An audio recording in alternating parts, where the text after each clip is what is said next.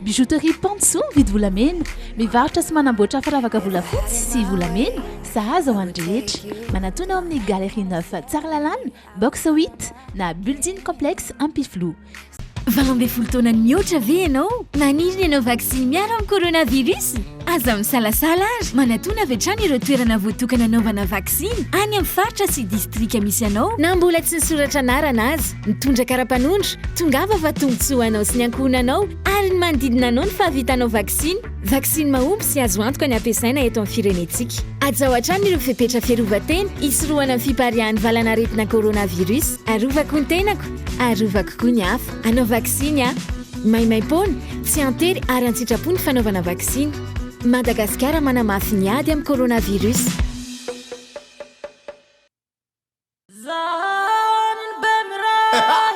Bemray, miaramita no samy salama, miaramita ny miady amin'ny coronavirus.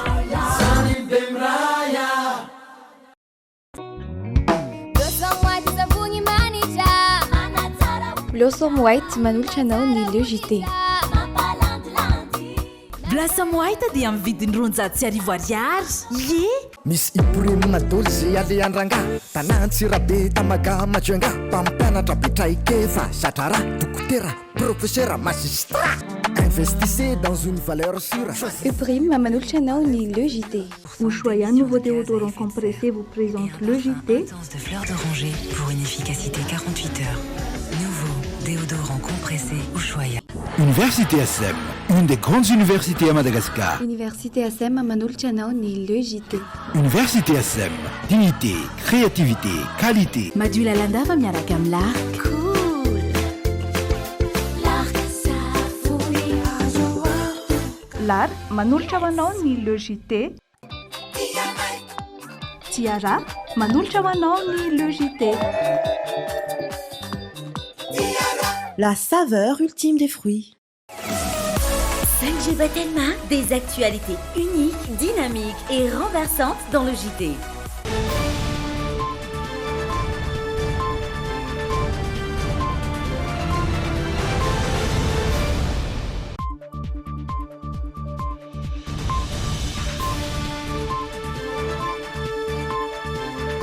Falmerabantsika ndray toko lasy toko vavy mitakariva ny alarobia fa fito amby roapolo ny volana oktobra taona raiky amby roapolo sy roa evity ary faly ankoa zay mitsidika ny tokantranonao izay andraisanao ny LEJT eto amin'ny Dromina ho any anio.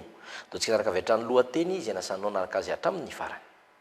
Hiatra nomboka amin'ny 9 novambra izao ny fanaovana test PCR eny ampatongavana ny vato amin'ny vidiny 5 amby roapolo euro. Ankoatra ireo fepetra hafa toy ny tsy maintsy havitana vaksiny sy test PCR tao anatin'ny roa fitopolo ora ny alohan'ny angana. 200 zokolain no navita vaksiny AstraZeneca dose anankiroa. Mbola misy olona 5 alina andrasana anao ny dose faharoa mialoha ny 30 oktobra ho avy izao. Nahiditra amponja vonjomaika entsy afasy an-tanimora ireo olona 12 voaroroa namaky banky tany Ilakaka ny aliny 12 oktobra lasa teo. Isan'izany ny tale sy ny talelefitra ilay banky. Ny voakandroany anaran'ireo mpilalao 7 mirala andrafitra amin'ny bare hiatrika ireo lalao roa farany amin'ny fanjanona hiatrehan'ny mondial 2020. Tsy ao anatin'ny Abel Nissé sy Carolus fa mpilalao 4 vaovao, 2 avy eto toerana sy 2 mpilalao ravin'andra kosa no nantsony Eric Rabesandrata. Tsy mankatony fidianana fanavoazana mpitantana Ligue Lamanga taranja basketball izay nitanterahana zoma lasa teo ireo mpitantana ireo section 10 mandrafitra izany. Nanambarany tsy handray anjara fiodinana faharoa ka saina atao amin'ny zoma izao izy ireo raha tsy manaraka ny statut any Ligue Lamanga ireo mpikarakara izany. Ary faran'ny pejy ny kolotsaina eny Antsahamanitra ny 7 novambra izao no amarana ny Bekoto sy Dama ny fampisehoany ankalazana fa 10 taona tarika maleo eto Antananarivo. Ialoha io dia anao seroa amin'ny fianaran-tsoa izy ireo. Ireny no ampany amin'ny lohatenim-baovao izay atolotra ho anao ho an'ny anio fa dia tsika naraka avy hatrany ireo pejim-baovao nisongadina ao anatin'ilay io.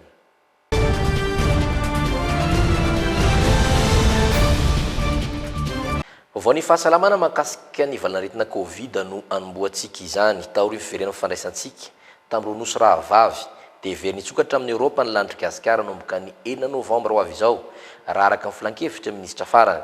Misy araka izany ireo fepetra tsara ho fantatra na ho an'ireo mpandeha na ho antsika eto an-toerana satria tsy mbola foana ny coronavirus maneran-tany ary vao maika ny anazovana aza ny variant Delta amina firenena maro fanampanazarana taoriany ansidina régional voalohany ny sabotsy lasa teo avy tany Maurice dia hiatra nomboka amin'ny 9 novambra ho avy izao ny tsy maintsy vidanan'ireo mpandeha tonga eto amintsika ny test PCR amin'ny vidiny €10 eo ampatongavana misy ankoro fepetra maro tsy maintsy arahana na ny avany ivelany na ny eto anatiny dia misy fandaminana avokoa ny amin'izay positif dia apetraka aloha fandaminana amin'izay avany ivelany vao miala ny ivelany mihitsy ilay olona ka hiditra eto Madagasikara tahaka n'izay miditra eto ka avany ivelany dia tsy maintsy olona vita vaksiny zay ny anankiray ny faharoa tsy maintsy manao le test PCR 3 andro mialoha 72 heures alohan'ny haingana zany hoe ireo olona tonga eto amintsika dia nanao test PCR nanao vaksiny dia isika eto Madagasikara tsy mianona fotsiny hoe efa vita tany amin'zareo test vita vaksiny ny olona dia averina indray tokoa fa tsy hoe rehefa vita vaksiny dia tsy anaparitaka tsy mokaretina intsony fa kosa izay mahatonga antsika metraka mandrakariva hoe ilay fepetra sakana dia ho tazonitsika mandrakariva ho an'ny malagasy eto an-tanindrazana kosa dia nanazava ministry ny fahasalamam-bahoaka ny profesora Randriamanantany Zely Arvelo nandry ny fitsenana ireo vaksiny Johnson & Johnson ny alatsinainy lasa teo fa manana safidy malalaka amin'ireo fiarovana efa naroson'ny fanjakana le 23 aloha zany tsika no vol régional nosokafana fa le 6 miomany Madagasikara nokatra ny sistaniny dia miaina ohatry ny olona rehetrarehetra tsika eo anatin'izany fa zay no mahatonga hoe entanina ny olona ao anatin'izay hiaro ny tena dia fanamianantsika daholo ny fiarovana rehetra ho an'izay manana CVO minana CVO ho an'izay resilatra ny vaksiny midira manao vaksiny fa mila an'izany fiarovana zany tsika rehefa isokatra io sistany io ho fiarovantsika satria izy vahiny be dehibe ho avy eo isy olona avy any ivelany ho avy eo fa ny fiarovana rehetra efa niezaka ny fitondram-panjakana tarian'Andriamatoa Florian Radjoelina nanomentsika izay moyen de défense na ny hery zavatra fa tsika miaro tena efa manana safidy malalaka tsika amin'izao fotoan'izao dia anjaran'ny tsirairay mandray ny andraikitra tandrifan'izay avy nomboka ny sabotsy lasa teo ny fiverenany sidina ho an'ireo nosy manodidina antsika ny tota amin'ny fahatongavany sidiny Air Austral ho maly tolakandro izany sidina izay niaraka tamin'ny mpandeha ny isa 320 ary ny azo an La Réunion nitondra mpandeha 270 Pisiraka vaksiny AstraZeneca manodidina ny 5 alina no mbola andrasana hatramin'ny sabotsy 1 oktobra ho avy izao amita ny fatra faharoa 7 ireo olona nisy fahasarotana taorian'ny fandraisana ny vaksiny ny 200 ireo zokiolona kosa nefa no navita izany ampahana tatitra avy tamin'ny ministera ny fahasalamam-bahoaka izany nisy ny fiaona ministera manokana tamin'ny mpanao gazety ny risana ny tsara ho fantatra rehetra mahakasika ny vaksiny fanefitry ny COVID-19 natrika izany tena toerana feno ajarianina sy kasambola mana ny 200 mponina eto Madagasikara ihany no nahavita vaksiny ao anatin'ny salantaona mihoatra ny 12 taona fatra vaksiny manodidina ny 5,5 alina izay no natsindrona ny mpisitraka hatreto fatrana Janssen manodidina ny 2,7 alina sirahetsy no nomena ny mpisitraka ary ankoa fatra faharoana AstraZeneca manodidina ny 3,4 alina sirahetsy mbola tsy hita kosa tsy tonga anatinareo ivitoerana anaovana ny vaksiny ny 5 alina mahery amin'izy ireo. Anisaina ny andro azo anaovana an'ilay vaksiny mandala tonga izay farany taona 20 soa arivo zay dia tsy maintsy mahavita sika eo amin'ny 14 977 manodidina ny 5,1 alina isan'andro zany ny tokony tsy maintsy vitatsika vaksiny zay vao tratratsika ny tanjona le 1 million io zay manome antotanisa 3,5 isan-jato ho amin'ny vahoaka amin'ny ankapobeny eto Madagasikara be rahoviana no mety ampakarana zay antotanisa zay rahoviana ilay période ny période efa isika miresaka zao satria ilay tenena teo hoe ho an'ny AstraZeneca ohatra dia mbola misy eo amin'ny 5 alina eo tokony tsy maintsy enjehantsika eto Madagasikara mahakasika izay kely nefa fotoana nenjehana azy dia izay ilay anentanana ny antotanisa moa zany ny voatra isan'andro izy io dia ny fanirina hoe mba ho tonga tsy mifanalavitra n'ilay 197,000 mitratratsika aveliko ihany 143,777 ny vitatreto amin'ilay AstraZeneca. Mbola tsy resakory ny varan'arety COVID-19 ho iatran'ny ministera ny fahasalamam-bahoaka tamin'ny 15 oktobra lasa teo izao tranga vaovao roa no hita ary olona 3 no mbola marary mafy Ahitana cas importé roa eto amin'ny faritra Analamanga amin'izao fotoana raha ny fanazavana hatrany. Hatreto Analamanga anankiroa. Zay ka importé anankiroa. Efa betsaka izany satria mihoatra ny ray. Zay ka importé ary efa anatina fitsabona zany olona zany. Variant efa resahako teo le séquençage. Mahatonga mbola tsisy valiny iny hatreto dia mbola tsisy an'izay zany aloha mitonga eto amintsika. Tsy midika akory hoe tsy nisy ireo le nitsabony ireo fa miankina amin'ilay valiny fotoana fa tsy eto zany hoe mbola tsisy ny valiny le tenenina hoe amin'ireo lay niresahantsika ireo dia tsisy mbola niresaka ny hoe variant inona le izy fa apatsehivina fa na variant na tsy variant dia mety afaty mandrakariva raha tonga amin'ny forme grave. Ny Covid-19 tompoko dia efa variant an'ilay syndrome anankiray tany Moyen-Orient. Zany hoe nisy Covid-19 matoa natao Covid-19 dia efa variant le SMERS izy zany. Vaksiny mandrindra ny sivetsira tapitry safatra no andrasana ho tonga eto Madagasikara mandra-patapitry ny taona 2024. Anome vaksiny mandrindra ny Valorisy Enal sy efatretsy fatra ny Sinopharm ho avy tsy ela ihany koa ny fatram-baksiny Pfizer voalohany ahitana fatra efatretsy. Isy fatrana AstraZeneca ho avy ihany koa ary ihany koa ny Hansen. Fatra valo tapitrisa no kendrena amin'ny karazana vaksiny iray ity ho tonga eto Madagasikara. Hita tahatra nandrizay fotoana izay fa ny 17 isanjaton'ny mpiasan'ny fahasalamana ihany no nanao vaksiny. Vitsy ihany koa ny zoky olona nanao vaksiny. Ny 5 taona no miakatra izany hoe ny 2 isanjaton'izy ireo ihany no nahavita izany. Niezaka ny ministera ny anantona idina ifotony eny amin'ny mponina amin'ny fanaovam-vaksiny. Any ivelany mandidina ny valina aretina hatrany any Etazonia nomboka amin'ny fiandohan'ny volana Novambra ho avy izao ny fanaovana vaksiny ireo ankizy 5 ka hatramin'ny 12 taona. Miandry fankatoavana isam-panarahamisahana fanafody ao Amerika na ny BioNTech nefa izany meloana ampistrahana vaksiny ireo ankizy ireo. Araka ny fanadihadiana mahomby ary tsy misy fiantraikany amin'ny ankizy ity fanefitra coronavirus ity. Aux États-Unis, un comité anatanteraka vaksiny ho an'ireo 5 taona hatramin'ny 12 taona ny firenena ao Etazonia. Fatra latsaka kokoa noho ho an'ny olon-dehibe no atsindrona azy ireo. Fatra 10 mikrograma indromian-taona no atsindrona azy. Raha toka manaiky izany ny sampandraharaha-misahana ny fanafody ao Amerika hanomboka amin'ny fiandohan'ny volana Novambra ny fanaovam-vaksiny ireo ankizy. Misa 20 tapitrisa ireo isitraka ny vaksiny amin'izany. Araka ny fanadihadiana, mahery ny 4,000 ireo ankizy eo anelanelany 5 hatramin'ny 12 taona no nahiditra hopitaly ary amanjaton'ireo lavo. Mahomby amin'ny ankizy eo anelanelany 5 hatramin'ny 12 taona ny vaksiny Pfizer araka ny fanadihadiana. 7,994 no ankizy nirotsaka ny sitrapona anao ny andrana. Nazaka ny vaksiny izy ireo araka ny valim-panadihadiana navoakan'ireo manam-pahaizana. Ireo voan'ny Covid-19 kanefa nisitraka ny vaksiny dia tranga tsy maneho soritra aretina ny ankamaroany. Any ivelany hatrany fa atsy Afrika kosa tao amin'ny fanonganam-panjakana izay nisy tany Soudan dia mitombo fihetsiketsehana ataon'ny roponina ao Khartoum.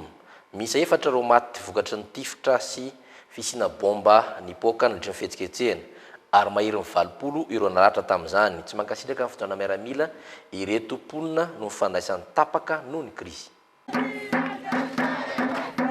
Ny toy ny hetsika nataon'ireo vahoaka ny Soudan no tsy fankasitrahan'izy ireo ny fitondrana miaramila amin'izao. Ny fitondrana sivily no tian'ireo vahoaka hitondra ny antoerana raha ny fanazavana. Mahery ny 20 ireo naratra vokatry ny bomba nalefan'ireo mpitandro ny filaminana ary 4 ireo maty no ny fihetsiketsehana nisy omaly arivo. Tapaka tanteraka amin'ny fifandraisana amin'ny any ivelany noho ny krizy izay misy any Soudan amin'izao. Ny sambotra ireo mpanao fihetsiketsehana toy ny mpitarika ny toko politika sy ireo mpanao fihetsiketsehana hafa ny mpitandro ny filaminana tao Khartoum na omaly. Tapaka daholo ny fifandraisan'ny Soudan firenen-kafa noho ny krizy ka mahatonga ireo mponina manao fikomiana. Miato ihany koa fifandraisana amin'ny firenena any ivelany toy ny firenena mikambana noho ny fanonganam-panjakana izay nisy tany an-toerana. Fantatra ihany koa fa tapaka amin'ny fifandraisan'ireo vahoaka amin'ny interneto ka mahatonga ireo mponina mikomy. Zao koa tsika dia naraka ireo tapany roa ao anatin'ny actu eto amin'ny JT hatrany.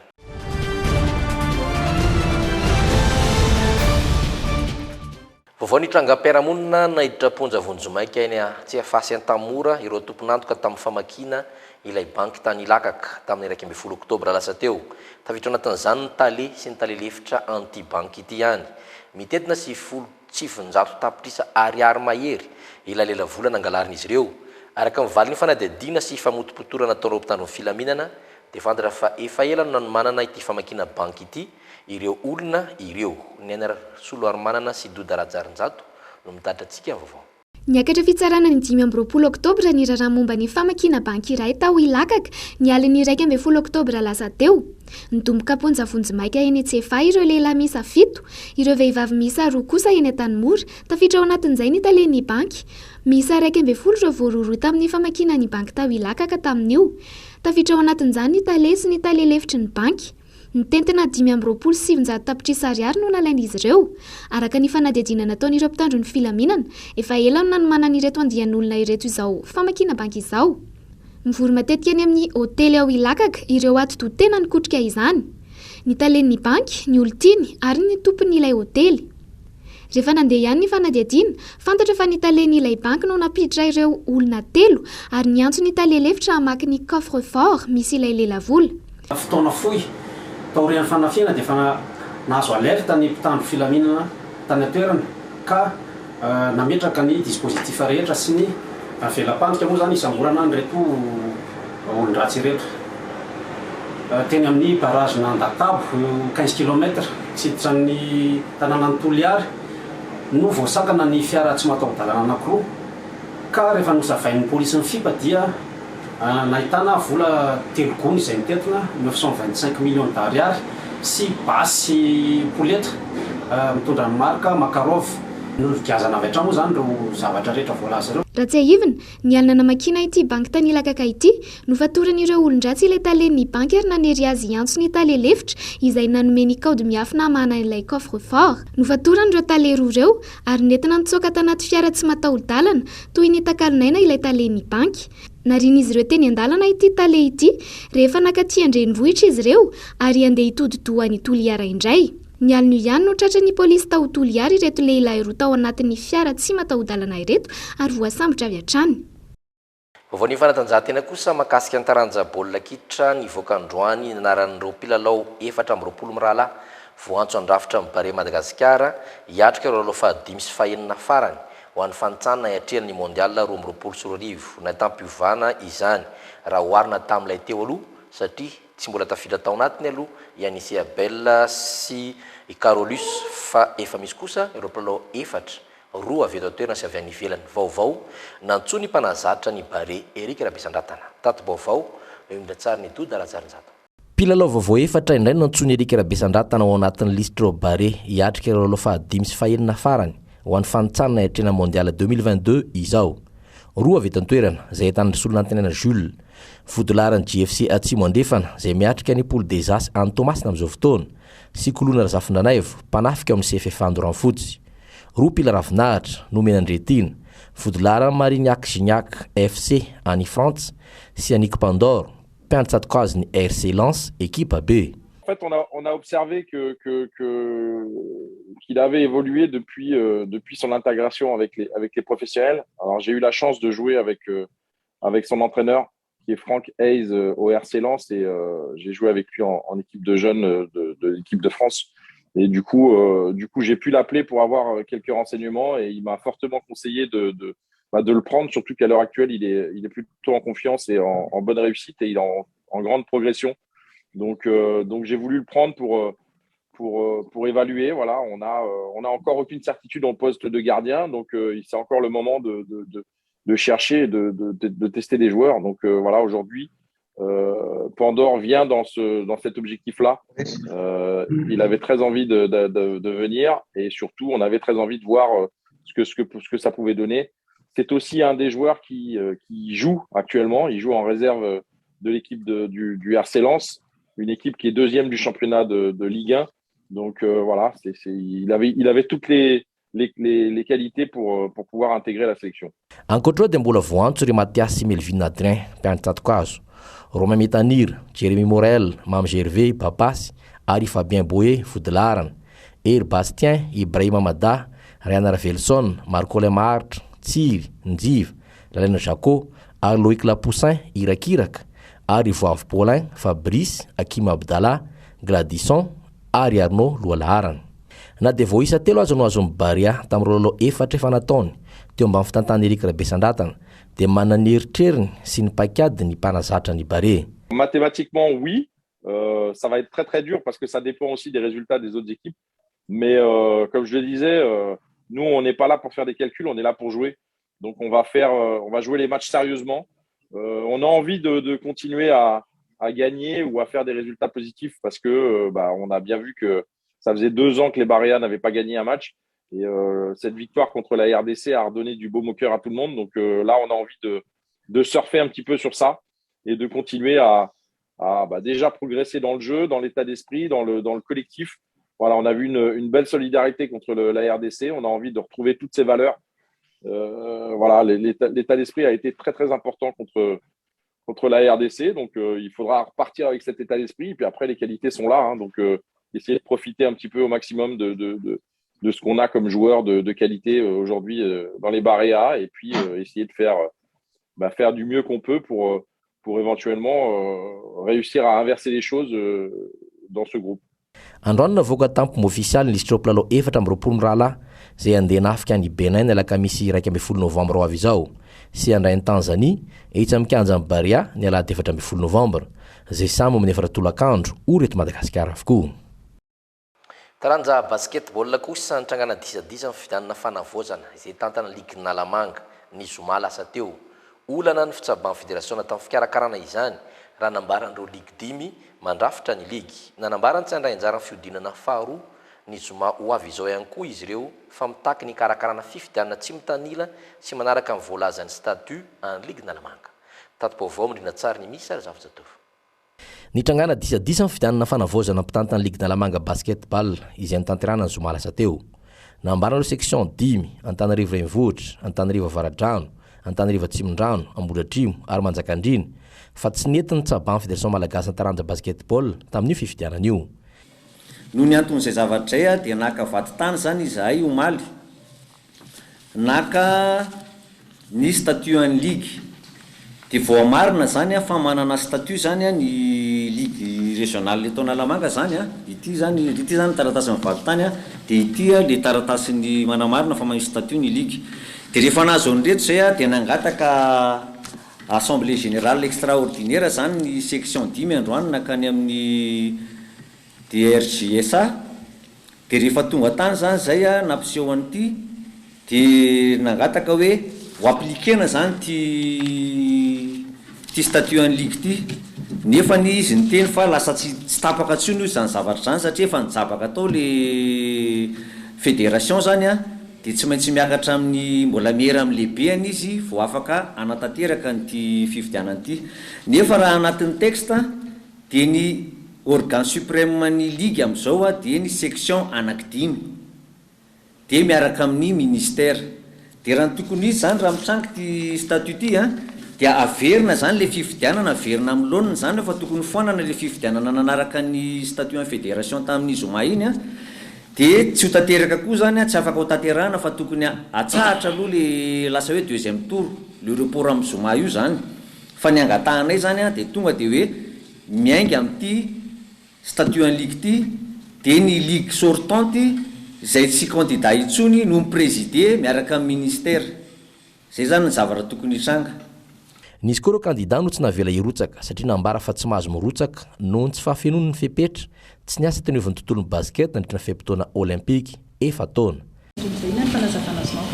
Voalohany indrindra dia tiako manamarika fa nirotsaka candidat ho trésorier an'ilay ligue vaovao. Raha ny fanazavana nazavaina teo Ampabemaso zany dia tsy éligible ny tenako satria tsy navita mandat olympique. Raha ny fahafantarako ny statut en ligue anefa tsy nisy an'izay condition zay.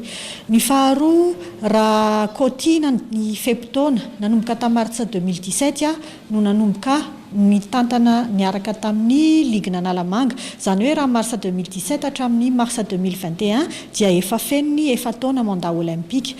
gaga nefa ny tena raha navoaka Pabemasy fa tsy éligible.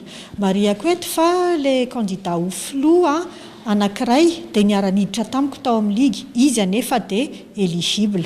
Nisy koa ile candidat izay nirotsaka eo amin'ny place-ny vice-président ny ligue izay tena Maria Koetona fa tsy niara-niasa taminay nandritry ny 9 taona kanefa dia nambara Pabemasy fa isan'ireo afaka mirotsaka ho candidat. Ny afotsiny zany ny zavatra nahavariana kely dia ny tsy fisian'ny fanamarinana hoe niasa teo marina ve le olona ary navita n'ilay mandat olympique marina. Raha araka ny vaovao dia iroso amin'ny fiodinana faharoa ity fidanana ity ny zoma ho avy izao. Raha tsy manatanteraka ireo fepetra voalazany lana fototra mifeny ligina lamagna izay mbola misy ny mpikarakara izany dia napakevitra ny tsy handray anjara amin'izany ireo section 5 ity.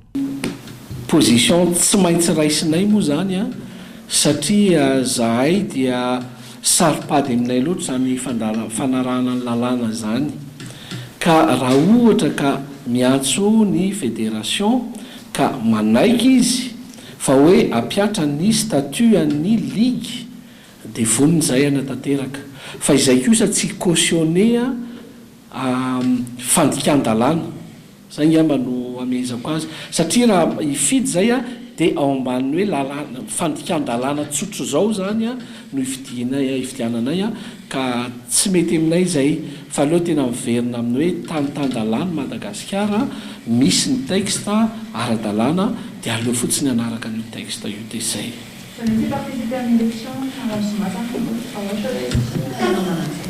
Tonga dia tsy miparticipe zay tsy cautionné an'le fandikan-dalàna mihitsy zay zany zay dimy rahalasampotrany amin'io zany raha mbola miforce raha mbola raha hoe mbola lalàna raha tsy anaraka nyty statut an'ny ligue ty zay sokatra amin'ny ady hevitra raha hoe misy solution hafa eritreretan'ny fédération sy ministère amahanany olana.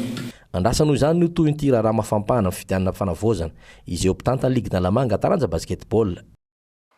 Pejy sosialy kosa no fanambarana fiangonana loteranina malagasy androany manoloana ny tolo-dalàna fampitsarana voaka na ITG izay andalana temeram-pirenena tsy mankasitraka ity tolo-dalàna kasaina olanina ity izy ireo raha ny fanazavana efa nao fianianana koa ireo mpitsabo amin'ny asany kaoka tsy asiana lalàna isalovana ny asany mpitsabo raha ny fanambarana trany.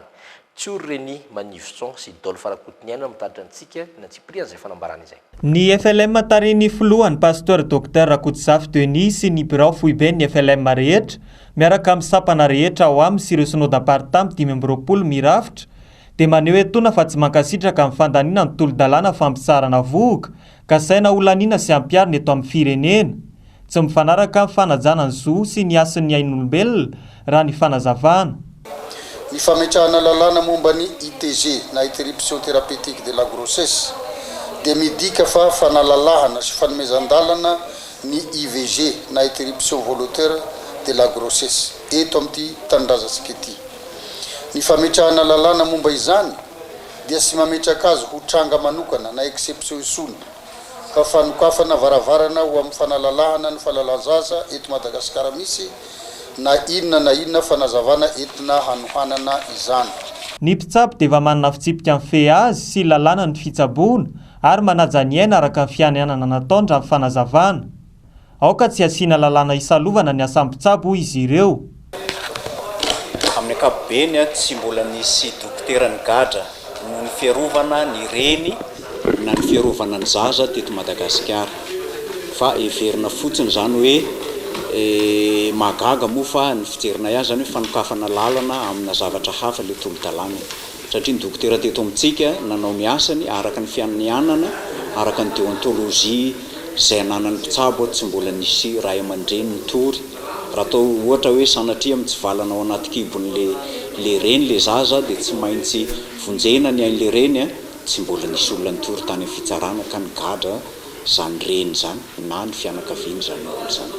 Ny etika ny FLM dia tsy miainga amin'ny kolotsaina manodidina na manara-drenirano fotsiny zava-misy maneran-tany fa mifofotra hatrany amin'ny fitsim-piainana sy fitondran-tena amin'ny alalan'ny soratra masina raha ny fanazavana. Eo amin'izay pejy sosialy izay trany tafatsangana omaly ny vaomera parlementaire mpanao famitolana mikasika ny aditany miverimberina eto Madagasikara araka ny tolo-pe-kefitra na rosiny solomavim-bahoaka ny Naivra Olodinina sy ny aditany maro misy manerana nosy no natonga izany.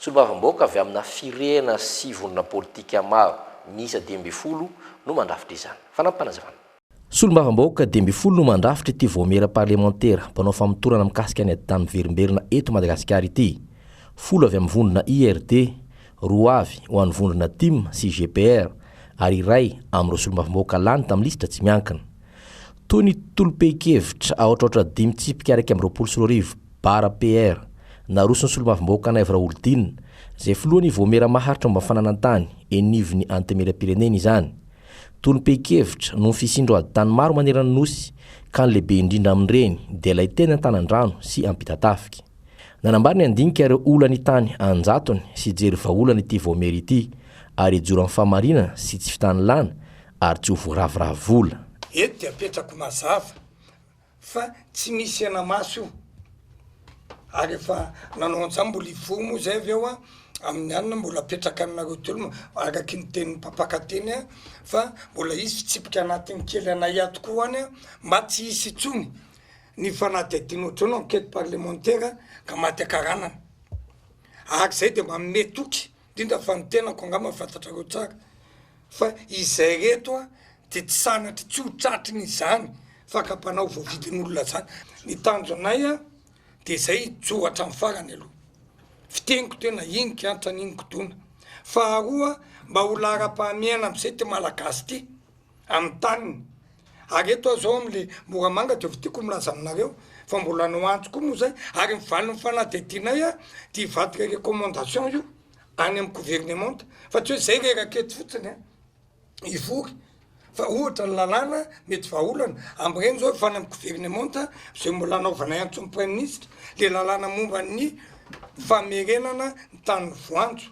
na ny tany colon iverina amin'ny fanjakana satria tadidio tsara fa tany malagasy reny no nalainy voanjo dia rehefa nazy faleovatenitsika dia mila verina amin'ny manana ary omena zany tololany omena an'le ololeo amboniny nanamainto milala azy afaka mandray ireo an'tota taratasy sy ny aditany sy fitarainana mahakasika ny aditany ty voamera ity oma maim-pony izany araka nambarany filohany ny solombavamboaka Naivra Oldin pejy vaovao ny tontolo iainana kosa rena voajanahary manana ny maizy azy eto Madagasikara ny soka-dranomasina mandinona azy ireo nefa ny fanjonona sy ny fitrandrana nahazo vana nandritra ny vanim-potoana ny krizy ara-pahasalamana karazana soka-dranomasina 5 tsy fahita fa tsy eto Madagasikara no ahina ho lany tamingana noho izany araka ny tatitra avy tamin'ny ministera ny tontolo iainana misy nitetika asa vaovao entina irovana io biby io fa ihany koa ampandehanana indray ny fiarin'ireo mponina manamorona ny toerana misy azy ireny fanampanazavana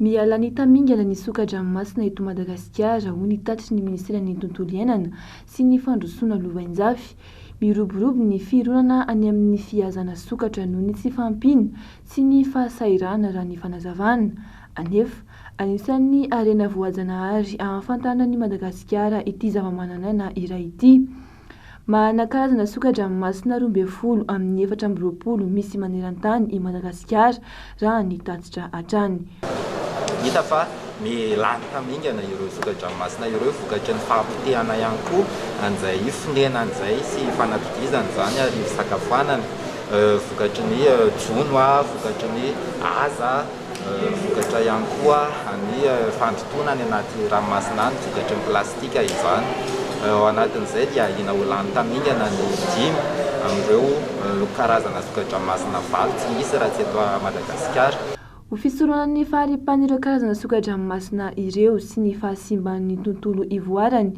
dia misy ny tetikasa entina anarenana izany nisy ny atrikasa natao mba ahafahana mandray na mankatoa ireo fiankevitra ahafahana mantanteraka ny tetikasa ny fatra avara sy avaratra andrefany nosy no kendreny ny tetikasa singa iray lehibe ao anatiny ny fijerenan'ny fiarin'ny mponina isa fanamby lehibe ho an'ny ministera ny tontolo iainana sy ny fandrosoana lovainjafy ny fiadiana amin'izay hoe fitrandrahana tsy ara-dalàna ny arena voajanahary zay zavatra efa nisy hatramin'izay zany ary anisan'ny hetsika tena mafisy ministera ny tontolo iainana ny ady atao amin'izay ao anatin'izay anefa marina dia marina tokoa fa tena nanamafy an'izay hoe fitrandrahana tsy ara-dalàna any arena voajanahary zay na ety an-tanety zany na any an-dranomasina ny fisiany firoboana vokatry tsy fananany olona fiariana sahaza izany manoloana an'izay indrindra loatra ary anisan'ny eritreretina hoe amin'ny fiaina ireo fetraka ratsy ny fivoana ny ity mitetika asa iray ity.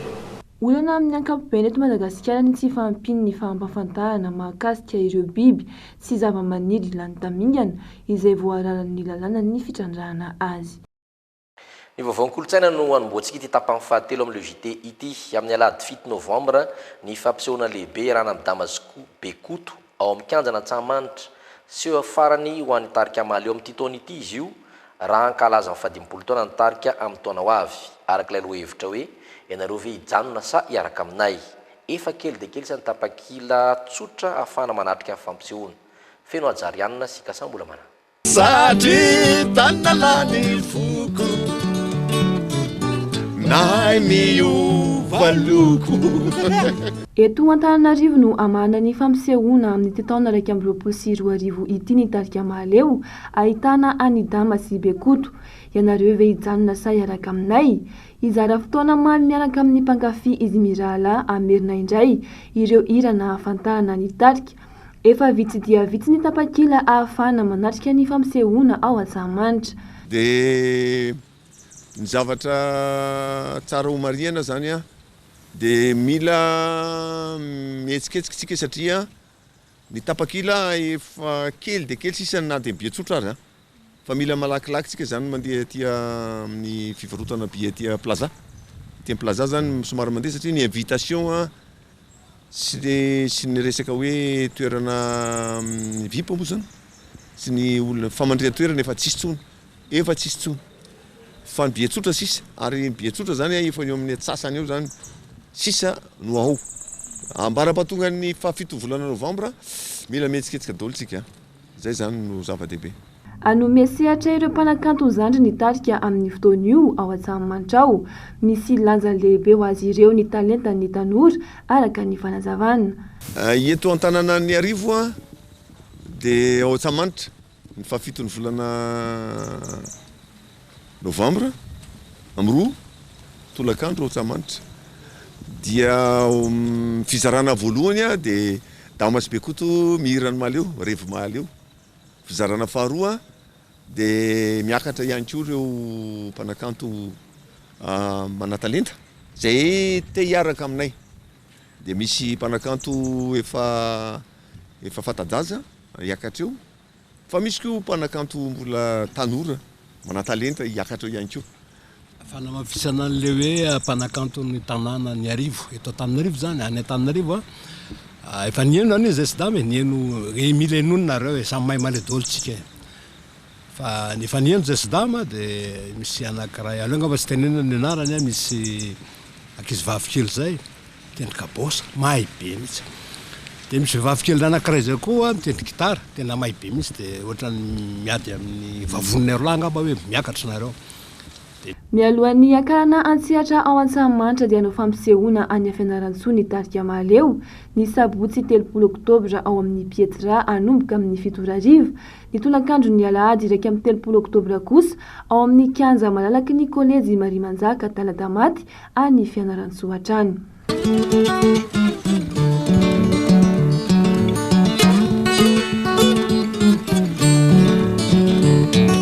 Rani tany malemy azo anorena mpangady feno eny rehetra eny fizao no tsy de hiady. Vao ny kolotsaina hatrany manandanja ny fananganana fotodrafitrasa ivitoerana fampirantiana ireo vakoka nampiasain'ny Aino Amanjery natao androany ny ady fototra metrahana ny trano hitehirizana ireo mozea nampiasain'ireo Aino Amanjery hatramin'izay ampirantiana ao anatin'ity trano avory ity avokoa ireo fitaovana nampiasain'ny Amanjerim-panjakana mitantena androany ihany koa ny andro maneran-tany ho any mozea. Zava-dehibe ao amin'ny firenena ny fananana mozea metrahana ireo fitaovana izay lasa vakoka ho tehirizina raha ny fanazavahana. Nisy moa androany ny fametrahana ady fototra hananganana ny trano hitahirizana ireo vakoka toy ny fitaovana nampiasain'ny Aino Amanjerim-panjakana hatramin'izay raha ny fanazavahana. Ohatra ny zavatra rehetrarehetra ihany, ohatra ny fiainana rehetrarehetra ihany, misy ny mangidy, misy ny mamy, misy ny manimba, misy ny manaboatra, misy ny mandrodana, misy ny manangana. farany lazaiko androany dia divy zay nisetroka sy ny andro malika izay nandraoana teto amin'ity toerana ity fa dia ho masoandro mibalika toy izao sy ho mamiratra no andrakotra ity toerana ity manomboka androany satria dia anova an'izay tsika raha metraka mivaty fototra mikasika an'izay asa ataontsika ito izay. Haranty ao anatin'ny mozea ny fitaovana fahizay miaraka amin'ireo horonan-tsary sy horonam-peo mirakitra ny tantaran'ny firenena. Manandanja tokoa ity itoerana ity satria dia ivitoerana ny fampitana sy ny fampalalana ny vaovao manerana ny nosy ary vavolombelony ny tranga sy ny fotoabibe rehetra nanamarika ny tantaran'ny firenena satria dia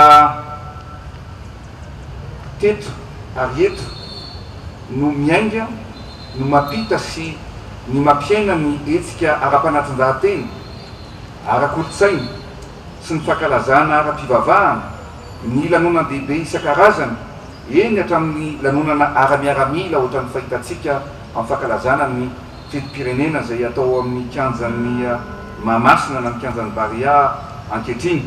Manana ny toerana manokana ny hanao manjerim-pirenena amin'ny fanomezana lanja ny kolotsaina sy fampiroboroboana ny serasera. Sosialy maro ireo ankizy hiara-ny herisetra eto Madagasikara. Manampy ireo ankizy hiaina milamina sy hankafy ny fiainany toy ny rehetra nateo azy ny herisetra ny anjady taminy no anjara andraikitra ireo psikologa. Vitsy no nitranga mila fanampina nefa ireo psikologa misy eto Madagasikara izay tsy misy afa-tsy 7 monja. Niaina Soloarmanina sy misy Razafitatovo notonantsika ny Antsipriambovao.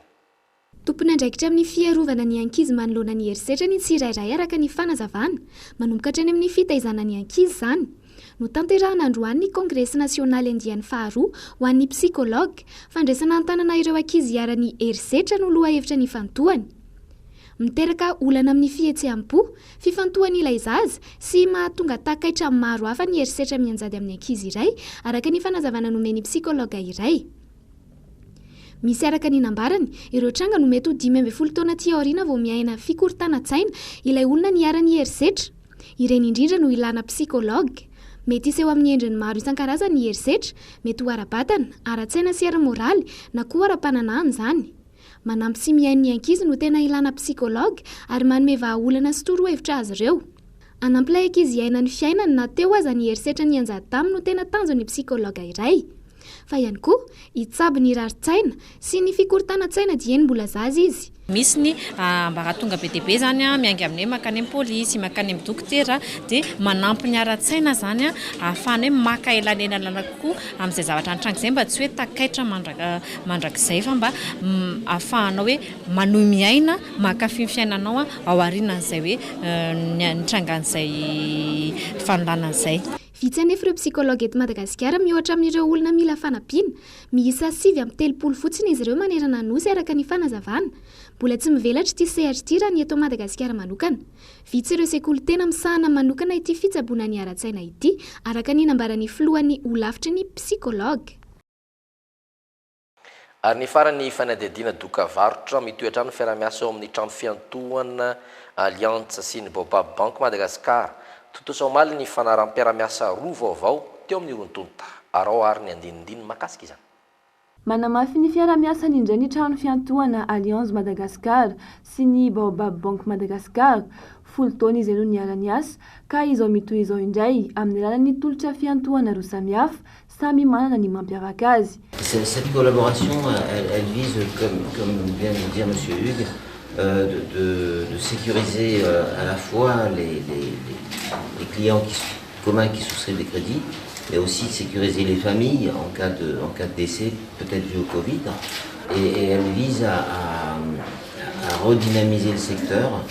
Nous avons été amenés, à la demande du secteur bancaire en général, de prolonger des séances de remboursement, ce que nous avons fait.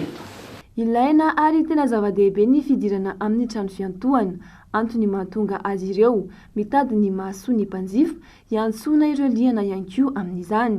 Je ne doute pas que dans le prochain mois, avec une reprise économique affirmée, mais avec un accompagnement aussi adapté, nous aurons de plus en plus de souscripteurs. Et c'est aussi un appel que nous lançons. On ne souscrit pas, on ne part pas voir le médecin lorsqu'on est malade. On consulte le médecin régulièrement pour apprécier sa situation. Et on encourage vraiment les différents partenaires, clients et opérateurs qui sont concernés par les produits que nous lançons à se rapprocher d'Allianz, à se rapprocher de Baobab pour bénéficier de cet accompagnement.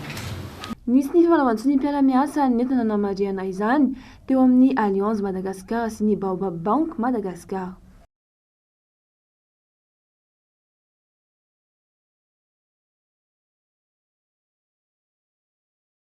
Fa ny tena maranana ny fiarana ho an'ny anio dia ny meteo aminavinana ny toetry ny andro ho an'ny rampitso.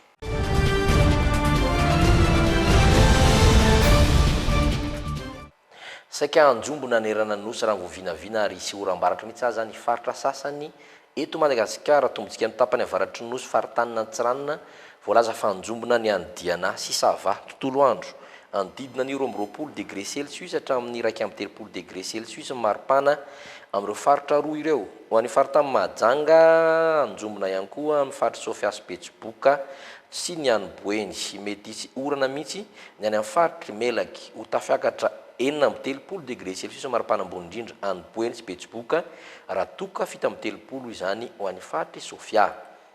Ho an'ny faritany Tomasina anjombona ny any amin'ny faritra loatra Mangory izay anina maripana 12 hatramin'ny 3 degré Celsius isorana kosa ny amin'ny faritra Nalanjorofo sy Antsinanana. Ho an'ny faritany Antananarivo dia voalaza fa anorana ny eto amin'ny faritra Analamanga ary mety tsisy masoandro mihitsy izany tsy faritra Vakinankaratra sy Itasy ary Bongolava kosa dia ifandimby ny orana sy masoandro ary iserika ny maraina sy ny tapany hariva. Ho an'ny faritany Tomasina dia anjombona ny amin'ny faritra Vatovava Fitovinany anorana kosa ny amin'ny Oromanisy mahatratra ambony Iorombe ary atsimo Atsinanana ho tonga hatramin'ny 13 degré Celsius maripana ambany indrindra izay vovinavina any amin'ny Oromania. Ary farany faritany Toliary ifandimby raona sy masoandro amin'ny faritra Androy sy Menabe ho maloko tantely kosa ny andro amin'ny faritra Atsimo Andrefana sy Anosy ho tonga hatramin'ny 30 sy 30 degré Celsius maripana ambony indrindra ao amin'ny faritra Menabe sy Androy. Ankasitrana feno ny fiaranao taminay tato antelejité ho any androany sy fanomezana fotoana ho anao indray ho any rampitso metraka mandam-pianatra tompo klasy tompo vavy.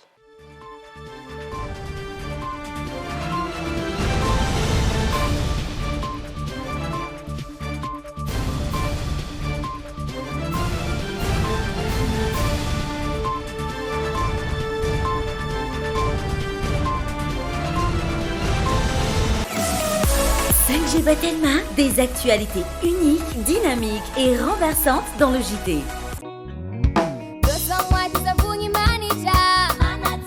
Blossom White nanolotra anao teo ny le JT. Blossom White dia amin'ny vidiny 900 ariary. Ushuaïa nouveau déodorant compressé vous a présenté le JT. De fleurs d'oranger pour une efficacité 48 heures. Déodorant compressé Ushuaïa. Université ASEM, une des grandes universités à Madagascar. Université ASEM nanolotra anao teo ny le JT. Université ASEM, dignité, créativité, qualité. Tiara nanolotra ho anao teo ny le JT. La saveur ultime des fruits. Sardine Liberator nanolotra ho anao teo ny le JT. Sardine Liberator, les sardines en tir tsara lavitra noho ny sardine rehetra. Liberator, une liberté de saveur. Miss Ibrahim Dolce Aliandrangá, Tanantsirabe Tamaga Majuanga, Pampanatra Betraikeva, Chatara, Dokotera, professeur magistrat. Investissez dans une valeur sûre. Ibrahim nanolotra anao teo ny le JT. Bijouterie Pansou vidy volamena, mivarotra sy manamboatra firavaka volafotsy sy volamena, sahaza ho an'ny rehetra. Manatona ao amin'ny Galerie 9 Tsaralalàna, box 8 na building complexe Ampiflou. Valambefolo taona mihoatra ve ianao? Maniry ianao vaksiny miaro amin'ny coronavirus? aza misalasala azy manatona avy hatrany ireo toerana voatokana anaovana vaksiny any amin'ny faritra sy distrika misy anao na mbola tsy nisoratra anarana azy mitondra kara-panondro tongava fa tombontsoanao sy ny ankohonanao ary ny manodidina anao ny fahavitanao vaksiny vaksiny mahomby sy azo antoka ny ampiasaina eto amin'ny firenetsika azaho hatrany ireo fepetra fiarovan-tena hisoroana amin'ny fiparihan'ny valanaretina coronavirus arovako ny tenako arovako koa ny hafa anao vaksiny a maimaim-pona tsy antery ary antsitrapo ny fanaovana vaksiny Madagasikara manamafy ny ady amin'ny coronavirus